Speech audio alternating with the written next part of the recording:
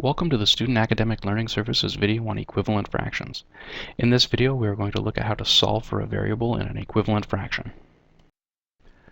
Let's take a look at an example. Here we have x over 4 equals 5 over 10. Now, in order to solve this equivalent fraction, we're going to solve for this variable right up here, this x. In order to do that, we need to basically get rid of our denominators. In order to do that, we're going to multiply both sides by each denominator. So we're going to start over here. We're going to multiply this side by 4, and we're going to multiply this side by 4. So what's going to happen is we're going to get 4x over 4. 4 times x gives us 4x, equals 5 times 4 gives us 20 over 10.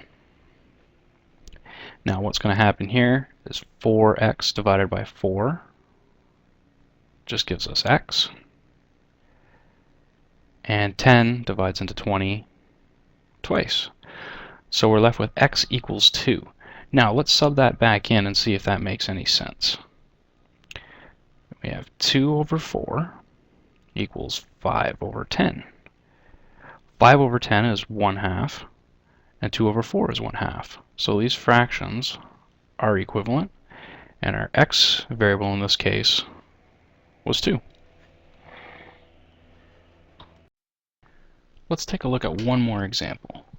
Here we have 20 over 60 equals 5 over x.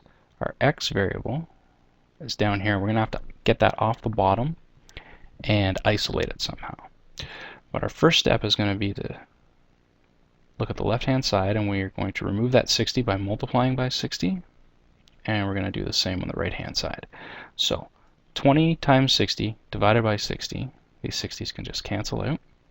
So we're left with 20 equals 5 times 60, that's 300, over x.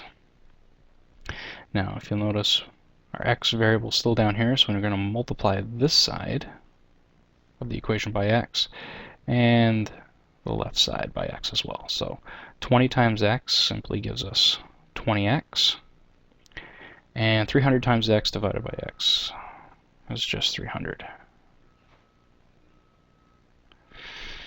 Now we've successfully removed our variable from the bottom of this fraction, and it's now over here. So in order to get x by itself, we're going to divide by 20, and we're going to divide this side by 20 as well. So 20x divided by 20 just gives us x, and 300 divided by 20 gives us 15. So we're left with x equals 15. Now we can actually go through and check our answer. Because we're dealing with equivalent fractions, we're just going to sub our answer back into the original question. So 20 over 60 equals 5 over 15. Now if we reduce these two fractions to lowest terms, we should get the same answer. So we notice that 20 is a factor of 60, so we can divide both by 20. 20 divided by 20 gives us 1, and 60 divided by 20 gives us 3. Here we notice that 5 is a factor of 15, so we can divide both top and bottom of this fraction by 5 as well. So 5 divided by 5 gives us 1, and 15 divided by 5 gives us 3. So our left side equals our right side, so we know that our answer of x equals 15 is correct. That concludes our video on equivalent fractions. If you have any questions regarding the material covered in this video, I encourage you to come to the SAL Center located in room 204 of the Student Services Building and make an appointment with the appropriate Learning Skills Advisor. Thanks for watching.